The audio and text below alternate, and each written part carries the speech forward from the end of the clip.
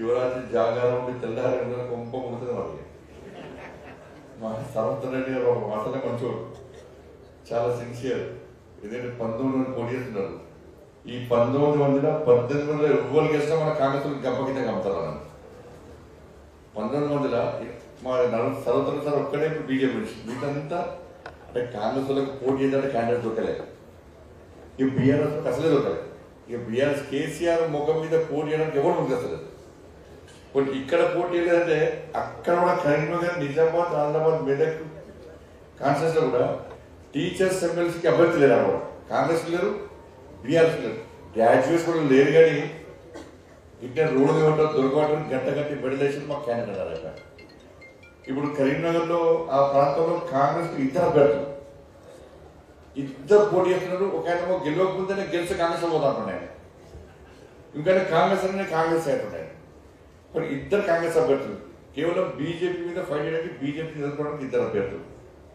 కాబట్టి గతంలో కూడా ఇంతకుముందు తరతరు గారు చెప్పినట్టు ఏవిఎన్ రెడ్డి గారు కూడా ఎమ్మెల్సీగా పోటీ చేశారు.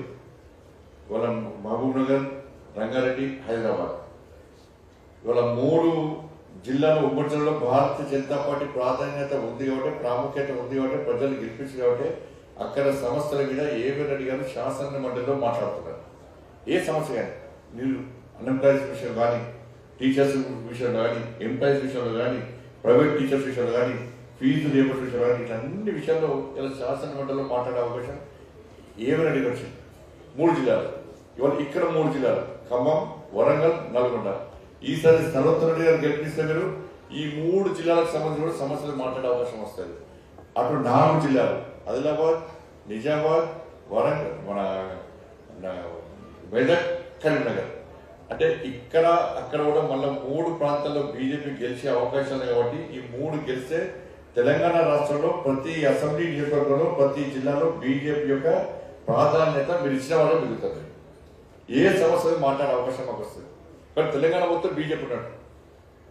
కాబట్టి ఎందుకంటే మొన్న అసెంబ్లీ ఎన్నికల్లో మాకు ఓటేయాలని మీరందరూ కూడా కొంత చదువుకున్న వాళ్ళందరూ కూడా మాకు ఓటేయాల్సిన ఓటు తీసుకొని గడ్డు గుర్తుంది, కాంగ్రెస్ పార్టీ గుర్తుంది.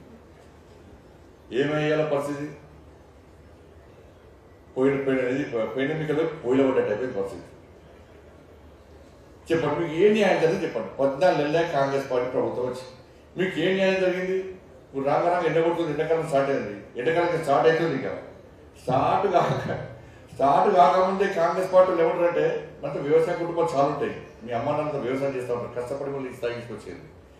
ఇలా వ్యవసాయం ఎండాకాలం స్టార్ట్ కాకముందే ఇలా కాంగ్రెస్ ఏమంటారంటే వరేద్దాం. అంతకుముందు కేసీఆర్ చేసిన వరేస్తే ఉరి అన్నాడు. ఆయన రాజకీయ ఉరి పెట్టి పట్టు మీటింగ్ మామూలు కూర్చోబెట్టారు. అంటే రోజు ఫుల్ దావత్మే దావత సాధ్యత, పొద్దున్న లేస్తే దావత, సాయంత్రం వంట దాకా దావట్లేదు సార్. వరేస్తే ఊరంటే కేసీఆర్ కు రాజకీయ ఊరేసారు. ఇవాళ ఏమైంది? ఇవాళ కాంగ్రెస్ కూడా వరి వేయొద్దంటున్నారు. మరి వరి వేయొద్దంటే ఏమయ్యాలి? మరి గంజాయి వండి ఉంటుంది మమ్మల్ని ఏమన్నా ఏం వండియాలి? వరి వేయొద్దు అంటున్నారు. వరి వేయొద్దంటే ఏం పండించాలో ఒక పాలసీ లేదు. కానీ వరి వేయొద్దని చెప్పి రైతులను బెదిరించే ప్రయత్నం చేస్తున్నారు. ఇప్పటికే రైతులు వ్యవసాయం చేయాలా వద్దా అని చెప్పి ఒక భయపడే పరిస్థితి. పంట చేతికొచ్చి అకౌంట్లో పైసలు పడేదాకా గ్యారంటీ లేని పరిస్థితి రైతులు. వర్షాలు వస్తాయా, ఏమొస్తుంది, పిడుగులు పడతాయా, ఏమొస్తుంది, కొంటారా కొనరా, మద్దతు ధర వస్తుందా, బోనస్ ఇస్తారా ఇయ్యరా అని చెప్పి బ్యాంకులో పైసలు పడే వాళ్ళు కూడా గ్యారంటీ లేని పరిస్థితి ఉంటే మళ్ళా రైతులకు భయం పట్టించే విధంగా ఒక భయానక వాతావరణం సృష్టించే విధంగా వరి వేయొద్దు అంటే ఇవాళ రైతులు ఎంత టెన్షన్తో ఇబ్బంది పడుతున్నారంటే ఇలా రైతు కుటుంబాలు అన్నీ కూడా ఇబ్బంది పడుతున్నాయి. అరే కేసీఆర్ గిట్నే వరిస్తే ఉరి అన్నాడు, ఇవాళ మళ్ళా వీళ్ళు వచ్చాము వరి వేయొద్దంటారు. మరి ఏ పంట వేసుకోవాలి? నీళ్లు లేవంటాడు. నీళ్లు లేకపోతే నీళ్లు ఇవ్వాల్సిన బాధ్యత మీది. వర్షాలు ఫుల్ పడ్డాయి, వర్షాలు ఫుల్ పడ్డాయి, ఎక్కడ వర్షాలకు ఇబ్బంది లేదు. మొన్న పడ్డ వర్షాలతో ఇక్కడ 2-5 సంవత్సరాలు 10 సంవత్సరాల దాకా పుష్కలంగా వాటర్ ఉండాలి. ఇలా కాళేశ్వరాన్ని 50% కేసీఆర్ నాశనం చేసాడు, ఇంకా 50% కాంగ్రెస్ సర్వనాశనం చేసాడు. పోటీ మొండి పట్టుపోయి అక్కడ మొత్తం పట్టలేదు. పని ఇటు కృష్ణా నీళ్ళు మనకు వస్తాయని ఉత్తర తెలంగాణ మొత్తం సర్వనాశనం చేసాడు. సరే ఇటన్నా మనకు వస్తాయంటే కృష్ణా నీళ్ళు మొత్తం చంద్రబాబు తీసుకోబోతున్నాడు, ఏది పక్క రాష్ట్రం తీసుకోబోతున్నాడు. కేసీఆర్ ఆయన ఇచ్చేసాడు, వీళ్ళు ఇస్తూనే ఉన్నారు. ఇంకా ఇటు ప్రాంతం ఇటు ఉన్న నీళ్ళేమో పక్క రాష్ట్రం తీసుకుపోతున్నారు, ఇటేమో ఎడారైంది. ఇవాళ పరిస్థితి ఏంది? ఇవాళ రైతుల పరిస్థితి, ఇలా పంటలు వేసుకునే పరిస్థితి. ఇంక ఎండాకాలం స్టార్ట్ కాలే, ఫిబ్రవరి. ఈ ఫిబ్రవరినే ఇలా పేపర్ వచ్చిన 7 లక్షల ఎకరాల్లో పంట మొత్తం ఎండిపోయింది. 7 లక్షల ఎకరాలు పంట ఎండిపోయిందంటే ఇంకా మార్చ్ వస్తే, ఏప్రిల్ వస్తే ఎవరి పరిస్థితి ఎంతో, రైతుల పరిస్థితి ఎంతో రైతులు ఆలోచించుకోవాలి. అందుకే చెప్తున్నా, రైతులు కూడా మీ పిల్లలకు చెప్పండి. కాంగ్రెస్ పార్టీ బుద్ధి చెప్పాలంటే, కాంగ్రెస్ పార్టీకి వరి వేయద్దు వల్ల కాంగ్రెస్ పార్టీ బుద్ధి చెప్పాలంటే మీ పిల్లలకందరూ కూడా భారతీయ జనతా పార్టీ ఓటేమని చెప్పండి. ఇలా కాంగ్రెస్ పార్టీ బుద్ధి వస్తుంది. కనీసం వరి ఏంటంటే రైతులు అందరూ కలిసి వాళ్ళ పిల్లలతోటి ఇలా బుద్ధి చెప్పినట్టు కనీసం జ్ఞానం వస్తుంది వాళ్ళకి. ఇది లేకుంటే ఏమైందంటే వరి వేయద్దన్నా ఓట్లు వేసి మాకు, కానీ మా మాట చెడుబాటు అయిందని చెప్పి కాంగ్రెస్ పార్టీ విర్రదిగే ప్రమాదం ఉంటుంది. రేపు వేయదంటారు.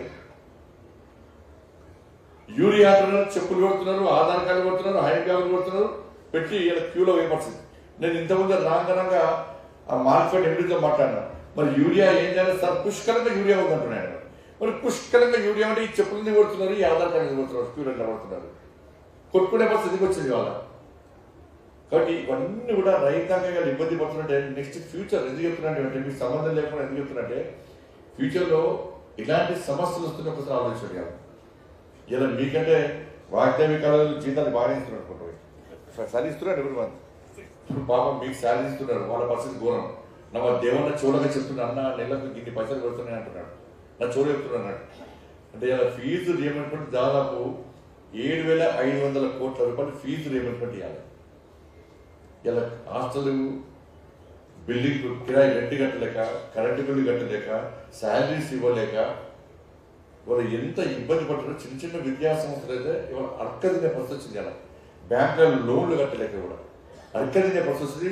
ఇలా మూసేద్దామంటే దాని